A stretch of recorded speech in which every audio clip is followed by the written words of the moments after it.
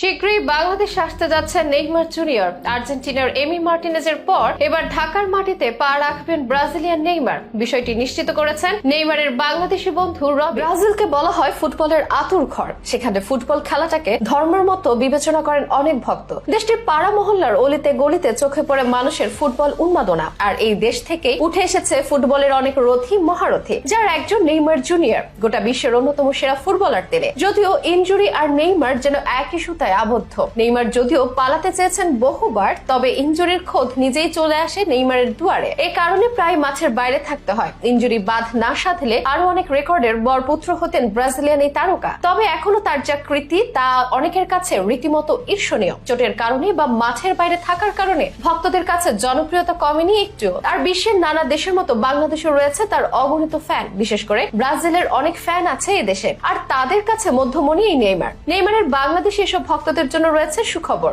এবার সামনাসামনি দেখা যাবে ফুটবলের দুঃখী এই রাজপুত্রকে। বাংলাদেশে আসতে চলেছেন ব্রাজিলের দলের নাম করা এই তারকা। বিষয়টি জানান নেইমারের প্রিয় বন্ধু রবিন। নেইমারের ভক্তরা আগে থেকে রবিনকে চিনে থাকবেন। রবিন মিয়া বাংলাদেশের নাগরিক, যার বাড়ি ভৈরবে, তবে তাকে প্রায় দেখা যায় নেইমারের সাথে। তারকা ফুটবলার নেইমারের জীবনের বড় একটা অংশ জুড়ে রয়েছে বাংলাদেশি তরুণ মেয়ে রবিন। কারণ এই রবিন মিয়াই সামলাচ্ছেন আন্তর্জাতিক অঙ্গনে নেইমারের প্রচারের দায়িত্ব। সেলেসাও এই তারকাকে যে বাংলাদেশে আনতে চান রবিন, তা গত বছরে এক সাক্ষাৎকারে জানিয়েছিলেন। এবার জানালেন এই লক্ষ্যে অনেকটা এগিয়ে গিয়েছেন তিনি। অতি সম্প্রতি এক সাক্ষাৎকারে রবিন মিয়া বলেন, নেইমারের বাংলাদেশে আসার ব্যাপারে একটি প্রতিষ্ঠানের সঙ্গে মৌখিক ও লিখিতভাবে কথা হয়েছে। আশা করি আগামী বছরের অর্থাৎ 2025 সালের শুরুর দিকে তাকে বাংলাদেশে আনতে পারবো। আমরা চ্যারিটি আয়োজন করব। 16 কোটি মানুষকে আর নেইমারের সঙ্গে দেখা করানো সম্ভব না। আমরা আমাদের জায়গা থেকে যতটুকু সম্ভব করব। এর আগে গত বছর ব্রাজিলিয়ান কিংবদন্তি রোনালদিনহো এবং আর্জেন্টাইন তারকা এমিলিয়ানো মার্টিনেজ এসেছিলেন বাংলাদেশে। তবে কিছু কারণে সে দুটি সফরে জন্ম দিয়েছিল বিতর্কের। নেইমারের বেলায় যেন এমনটি না হয় সেদিকে খেয়াল রাখারও কথা জানান রবিন। রবিনের এই মন্তব্যের পরে খুশিতে মাতোয়ারা দেশি নেইমার ভক্তরা। এবারে প্রথম দূর দেশের প্রিয় এই তারকাকে সামনাসামনি দেখার সুযোগ পাবে বাংলাদেশের অনেক মানুষ। মূলত বন্ধুর টানে ঢাকার পানে ছুটবেন নেইমার। জানা যায় লেখাপড়ার প্রয়োজনে 15 বছর আগে ব্রাজিলে পাড়ি দেন বাংলাদেশের রবিন মিয়া। পড়াশোনা শেষে কৃষি ব্যবসার সঙ্গে যুক্ত হন তিনি।